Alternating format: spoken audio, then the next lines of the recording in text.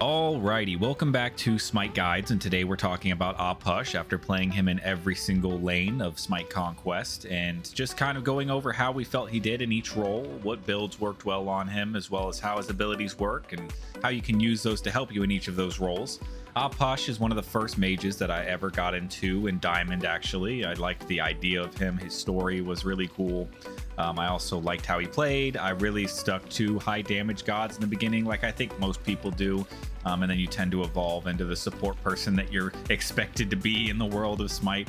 It's almost as if like it's a rite of passage playing all damage characters until you have enough skill in Smite to be handed the right to have to play the support lane, which is interesting how that works. But Ah Puch, very interesting character. We'll go over his abilities first. His passive basically just lets you know that you can eat the corpses that he throws on the ground using his abilities. This gives you back some health and some mana. This allows you to sustain on lane very well compared to most mages. It allows you to survive a little bit longer, lets you get that extra minion wave if necessary, re-enter fights that you were previously taken out of, so it's nice to have that. Other than that, it also reduces his cooldowns on his first and his second ability by 2 seconds. Not a huge amount, but if you go all cooldowns on him, you'll definitely notice it. They did tend to go low on Ah Puch's cooldowns. I figure just because he is a bursty god and they didn't give him much of an escape, though you can build him in a way that makes it easy for him to get away.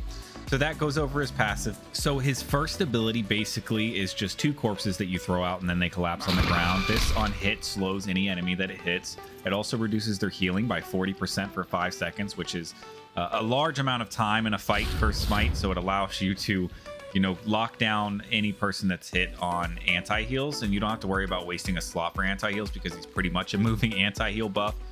So that's really nice. You don't have to waste a slot on that, like building Divine Ruin or anything like that. Not that Divine Ruin's a bad item, but it allows you and frees you up to build something a little bit more catered to Ah Puch's kit. So that is really nice. His second ability is just a circle ability that blows up. This activates with your corpses. So if you were to throw out his 1 and then pop his 2, it blows up all the corpses that are on the ground in the area and does a massive amount of damage, a huge burst to whoever's within that circle. You also compare that up with his 3, which does tick damage. You throw out a corpse, this collapses on the ground, it becomes a corpse. He actually throws out a rune and then that becomes a corpse, but we'll just say he throws a corpse. This does tick damage to the enemy, and then after that, if they are to apply a healing ability during that tick damage, they'll get stunned. So if you're playing against someone like a Hercules on the solo lane, or maybe the off chance that you find an Afro in the mid lane, or anybody that just has a natural healing ability, if they try to heal off of that tick damage, they're going to get stunned if it's happening. So it's not something that you should rely on, but it does happen. If anyone knows Ah Puch, they're probably smart enough not to do that, so they'll probably stay away from it. And then his final ability is his ultimate, which is a massive area ultimate where he throws out a bunch of wraiths that fly across this little squared rectangle area, hitting people randomly. It is very RNG based. You'll get a few hits off on it. I mean, as you can see, this Odin's getting pelted by him. But it is very RNG based, and hopefully that you actually hit a bunch of times. If not, it's a good zoning ability that I like to use for peeling off or getting out of fights, also blocking people's path of travel if they're trying to get away from you or get away from the team. Entering a group fight with that ability is nice. Exiting a group fight with that ability is nice. So it's a nice wide ability, and there's a few items you can build with that make it a little bit more useful. So we'll go into that once we get into the builds, but that's all of his abilities. His full burst, I'll show you, looks a little bit like this once we run over here, and we'll pop a bot in and show you kind of what his full burst looks like. So his full burst is going to be the tick damage paired up with the explosion. It's very simple burst ability for a mage. You get that initial burst, which almost eliminates them, and the tick damage will probably finish them off. So it is a very strong bursty ability. Paired with that, we'll get into kind of where he belongs roles wise and how his bursty abilities work in each lane.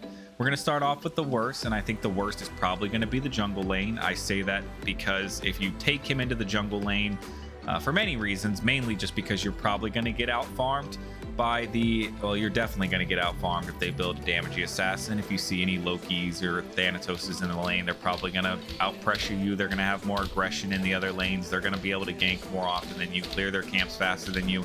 So it puts your team in a very weird spot in the early game where they have to play very passively, or they're going to, get melted and ganked very often and probably die a lot. So he's not ideal in the jungle lane. There's The clear is not great in the beginning. It's okay. He can clear camps out, but it's going to take him a while. Getting to people's camps to help them with their, mana drops or their damage drops is going to be difficult. And there's a lot of times where you're going to get invaded, or someone's going to gank into a solo or duer lane, and you're not going to be able to be there to help them, or you're not going to be able to gank enough to have them win their lane. So your presence isn't enough, so jungle really just isn't viable for Ah Puch. You can have a good jungle Ah Puch game if your team's really good, but other than that, it's probably going to go pretty poorly for you, if not just, very stagnant until you're maxed out above level 10 at least. The next one is going to be the carry lane. Carry lane is okay for Ah Puch. His basic hit okay, but as I said for everyone before this, and I'll probably continue saying as we come to mages or anybody that's not a hunter in the carry lane, your basics don't hit as hard as a hunter. A hunter's going to have more brawling potential against you. Obviously, you have your abilities for that burst damage, but once your abilities are out, if the hunter even was able to dodge you or even just eat the abilities enough to get in your face, the Devos glove meta right now is going to eat through you, even though Ah Puch does have that little bit of anti-heal, well, a lot of bit of anti-heal in his kit built in most cases. Those basics are going to hurt you a lot more than you're going to hurt them with your abilities, especially in the early game where you're expected to perform very well. You're supposed to be able to come out of your lane, probably 15-20 minutes into the game at a much higher level than everyone else. And unfortunately, I feel like that farming potential is just not there for anybody other than hunters right now. You could get away with maybe sneaking it with your ADC mages, but I just don't feel, definitely not a power mage is meant to be there. So I'm going to take Ah Puch out of the carry lane for that reason, and also objective wise, you can use your abilities to burst out the final bit of Gold Furies and Fire Giants, but again, your basics aren't hitting hard enough to melt it fast enough for people to not realize that you're there, or to take it faster than their cooldowns of their death penalties. And then for towers, you're definitely not hitting the towers or phoenixes nearly as hard as you need to in order to clear them, especially if there's a group in that and you're expected to be able to have the tank get in there and kind of peel them away as you're taking the tower out. You're not going to do nearly enough damage. So I just feel like there's no circumstance where Ah Puch is going to do very well in the carry lane. He would just have to play really passive, and I don't feel like that helps anyone. Next, I'm going to put him in the mid lane. Mid lane in the middle of the pack for this one. Typically, you'll see the main places they're supposed to be at tends to be at the top, but in this one it's going to be mid lane, and we'll get into why a little bit once we get into the other two roles. But mid lane is good for him. After this point forward, these are good lanes for him. I don't feel like he's going to do poorly. It's just in this order I feel like he does a little bit better as we proceed upwards. So with the mid lane, he does well. He has a huge burst. He's going to do fine clearing out with the mid laner. The only reason mid lane's in the middle of the pack is because I feel like because he's in the middle of the lane, he has the susceptibility of being ganked off a little bit too much, and he doesn't have any escapes. So if you are to be, a little too far pushed up, you're going to get ganked out and you're probably going to die pretty quickly. You have no way of getting away. You could burst your kit off on him, but you're probably not going to get the kill. So they'll probably be able to just finish you off. So for that reason, he's just in a very weird spot, especially with no escapes, to be able to really do better than the other two lanes, I'd say, in his role. And it's surprising that support takes the cake on mid lane, just because I said in previous videos that support doesn't do well with anybody that isn't naturally tanky, but Ah Puch does very well in the support lane, which is why it takes the mid lane. Other than that, I feel like he does well brawling mage to mage. I feel like he could take on, any meta mage. He could go against a Vulcan pretty easily. He's able to use his 3 to tick off his turret if necessary. Dodging out of Vulcan's ult's pretty easy. So, I mean, just in general, any mage that you see played a lot, he can go toe-to-toe with. It's just every other mage has a way of getting out of combat, and really Ah Puch does not. And he's a one-trick pony with his burst. He has this ultimate which if built correctly can help you get in and out of combat, but not enough to make it viable. If they are able to have any type of beads or leap or any way of increasing their way of getting to you and extending their range, they're probably going to kill you anyway. So for that reason, mid lane is right there in the middle. So we also go on to the second position. That's going to be his support lane. I think he does extremely well in the support lane. I feel like he belongs there better than the mid lane just because of how his kit works. If you build him extremely tanky with a couple items that, his main support build is going to be the typical support build that I usually build, with a couple items that normally you won't see thrown in there for specific reasons that we'll get into when we get to the builds. But they help him a lot with his support role. I feel like he does very well. He has a huge peeling ability with his ultimate.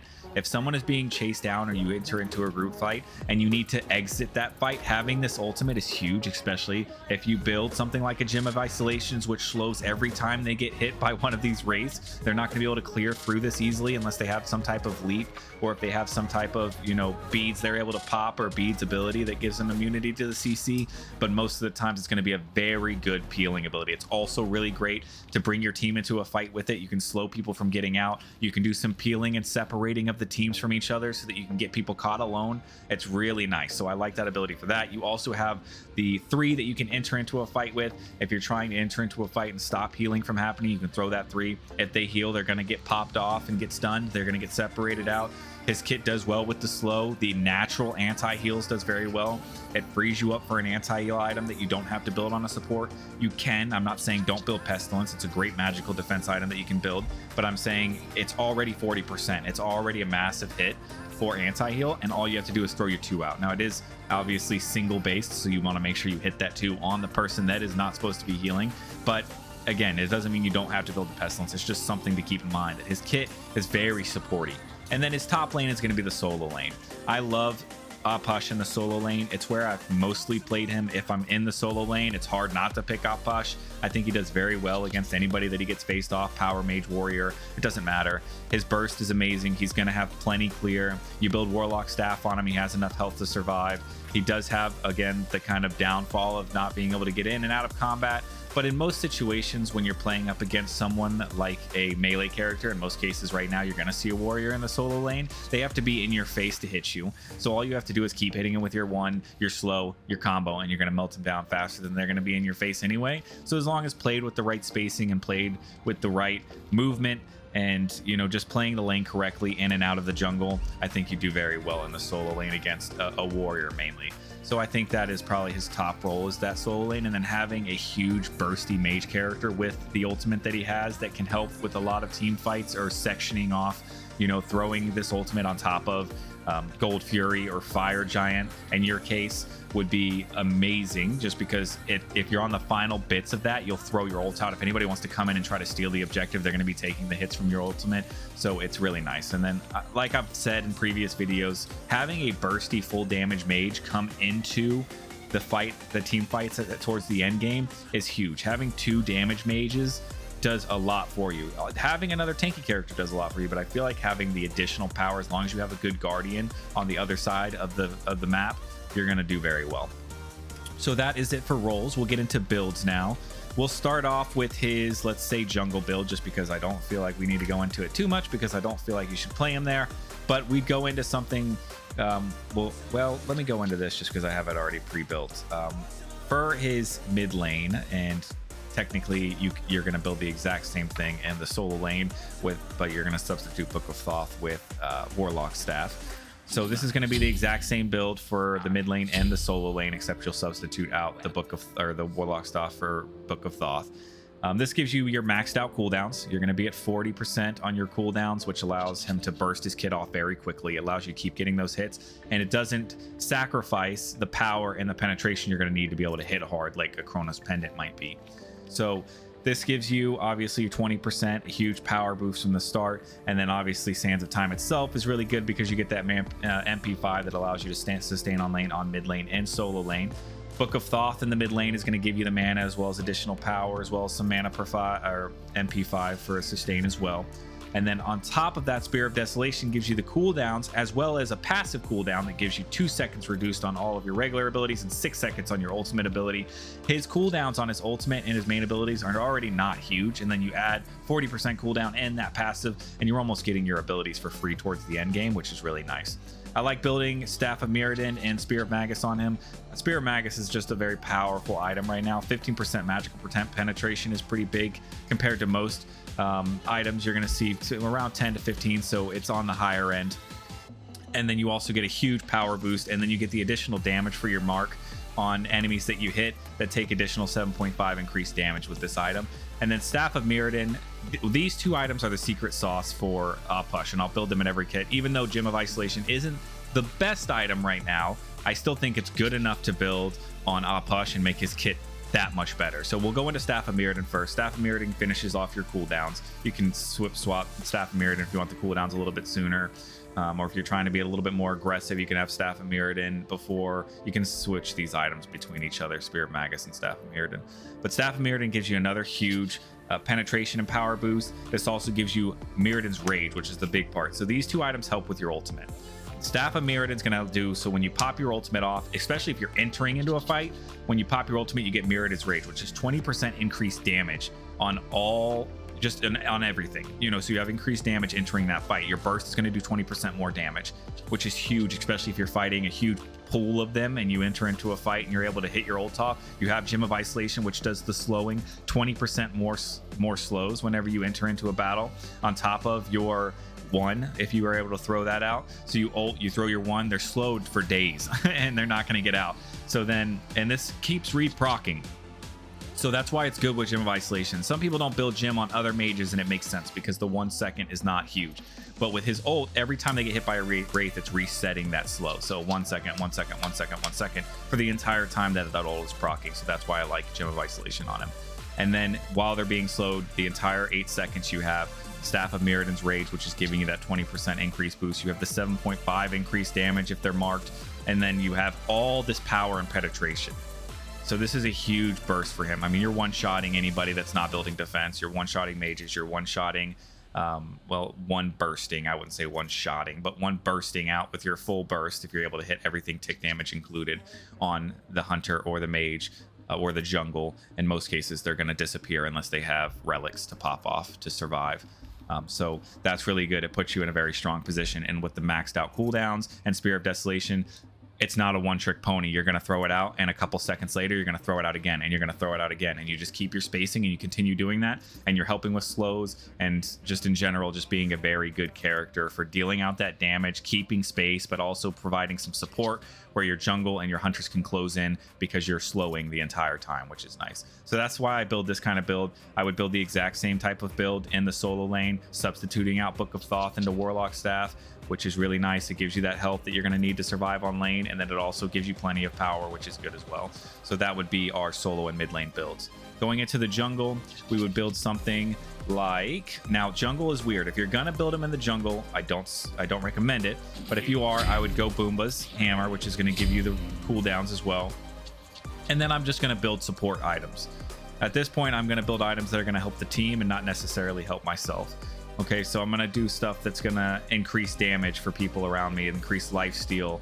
So I'm going to build stuff like, and I don't have any specific way in what order I would build these, just because I don't think about this build too much, because I just feel like this is not a good fit for him in any circumstance. Maybe season 10 will bring a change where people get to play around a little bit more in the jungle, but who knows.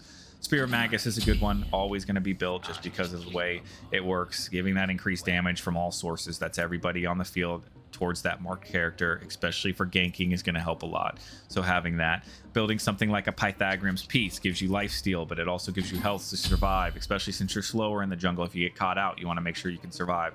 So you have that more health, you have cooldown reductions. This gets you to the 20% on the cooldowns. It also helps everyone around you get lifesteal, so it increases their lifesteal as well. It also gives you a little bit of a power boost as well for anybody in the area that has the increased aura on that as well.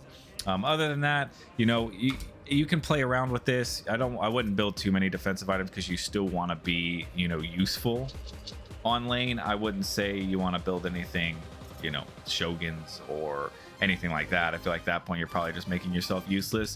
You want to build yourself in a way that you're going to be able to survive in the jungle. So you could go down the lifesteal tree. Soul Gem is a good item.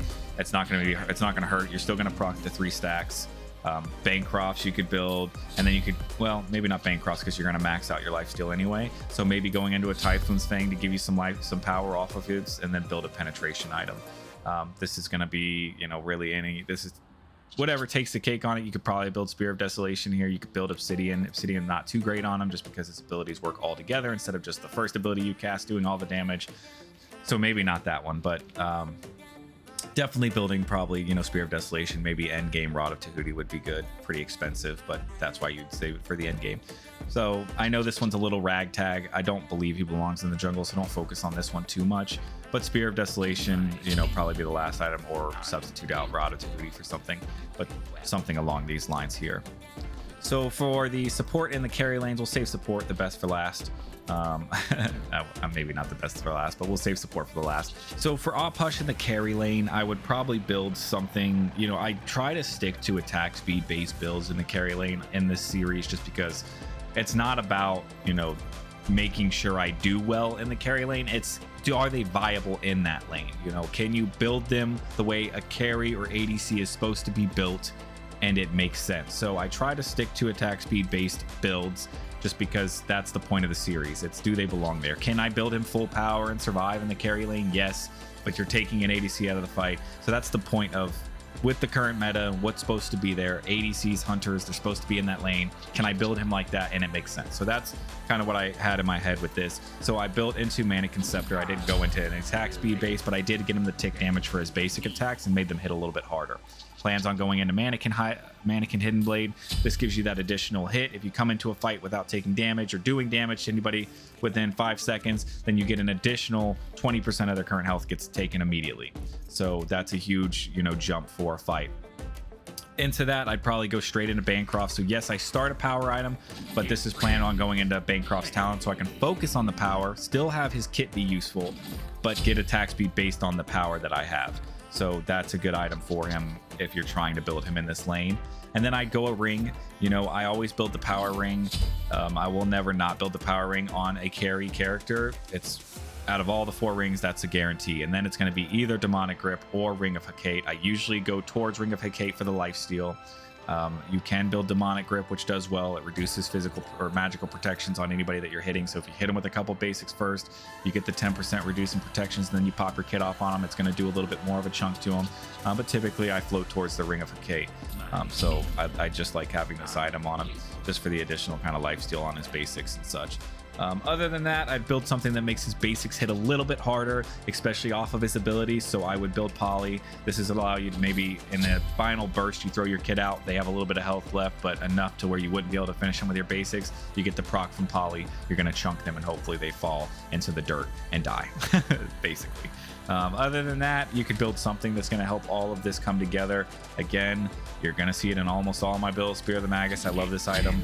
Getting that, it's increased damage for everything. You know, it's not just one specific thing. It's all sources. You know, it's everybody around you. It's you. It's your basics. It's your abilities. It's everything. So having that increased damage for his abilities, as well as getting some penetration, huge power spike, and having it affect your basics a little bit helps as well. So this is what I would build him in the carry lane. I feel like it worked very well for what I was doing in that lane, and this is kind of what I would go for. So for support, I would build something along this line. It's a little bit different than what I would typically build for support, but very similar in the same way that it is different. Sentinel's Embrace, obviously. I don't see you ever needing to go into the Benevolence Tree. I'm not a big fan of Compassion, and I would only ever build the Benevolence Tree if I'm planning on going into Animosity. So away from that tree and more so into the main meta tree right now, which is Sentinel's Gift into Sentinel's Embrace, and build that. And then you also go into your aura based items. But for Ah Puch, the first item I would build here is actually not Gauntlet. Surprise, surprise. You can build Gauntlet here. I'm not saying you can't, but I would build Pythagorean's Piece first just to get that early take into it. You get additional health. You get Pythagorean's Piece, which gives everyone around you lifesteal increase, which is good for your hunter, especially if they go into first item Devos. So it's going to increase their lifesteal, allow them to survive on lane and brawl a little bit more. It gives you some cooldown, so you're able to get your slow off faster. Once you're level 5, getting that ultimate faster is nice to have as well. So having Pythagorean's Piece as a first item is pretty much a go for me on him, and something I normally don't build on most supports. So I think it mixes things up. It's not the typical build you always see all auras, even though this is considered an aura. But and then after that, I would go into probably Gauntlet, just to get that additional health on there as well, and get the protections that you get, 10 magical protections and 10 physical protections, and that is an aura around you as well. So it's nice to have. It gives everyone around you some help as well. Sovereignty is going to be a good one to build here. There's only one item that I'm not going to build that's going to be an aura. For the magical aura, you can go whatever route you feel you need. If you want to provide magical protections for everyone around you, you can go Heartward Amulet. If you want to build Shogun's Kasari, you could give attack speed to everyone around you as well. It's not a set in stone thing. You could also go wacky and build Spirit Robe here if necessary. You could build Pestilence if you feel like you're going to need the additional anti-heal. So one of those items, we're just going to build Shoguns just because probably I'd build this. I don't know. It's all dependent on game. But that gives you a couple items there for the magical fill. And then the final item is going to be Jim. It's a little selfish, but I feel like it does really good when it comes to his ultimate and being able to peel people off of fights. You don't want people taking your people down, and since you're not the tankiest tank in this situation and you're going to get melted a little bit faster, you want to do as much as you can to keep people away from your people or be able to get your people to them as fast as you can. So that item just helps a lot with his ultimate, being able to enter fights with this. So I like to be able to, you know, set lanes up for this. Get them away from their tower by putting this between them and their tower. Get them away from objectives by putting this onto a Gold Fury or a Fire Giant, or, you know, any situation where you could think where that huge area effect with the slow would be nice to have. So that's that. And then other than that, you know, that kind of gets into all of our builds. I don't think I really forgot anything. Relics, you know, this is just personal preference. This is how the game's going. Are you going to need beads? Probably, because it's Ah Puch and he has no escape, so beads is probably a good one. You could build Sank, but in the support lane, you're probably going to build Shell. So I don't talk about relics too much just because, you know, there's so many different relics you could choose from. I've been a teleport baby for a while now. If I was on a support lane, I'd probably go teleport. Not first item, I'd go Shell and then probably teleport. If I was on solo lane, I'd go teleport. If I was on mid lane, I'd probably go teleport. I love teleport right now. I think it's in a great place, and being able to move to another lane quickly, from spawn back to your lane quickly, and just getting it to that tier 2 as fast as possible, I think is really important. So that pretty much sums up Ah Puch and where he belongs and where he doesn't belong, at least by my opinion. That goes over the builds that I use. You might have builds that you feel work better, which is fine. Again, I'm not an expert in Ah Puch or in the game of Smite, but I just like to bring my personal opinion into it. So people that maybe don't understand the game, it gives them some understanding of his abilities and how he works, and also where not to build him or necessarily, or how you can use his abilities in certain situations. So that goes over him, and I hope you guys enjoyed the video. If you guys are enjoying my videos and want to subscribe, it lets me know I'm doing well. It lets me know people are coming back, so I would appreciate you doing that. And then liking specific videos allows me to know that those videos did well versus other videos that maybe not so much, so that also helps a lot. I hope you guys enjoyed the video. This has been BriCry.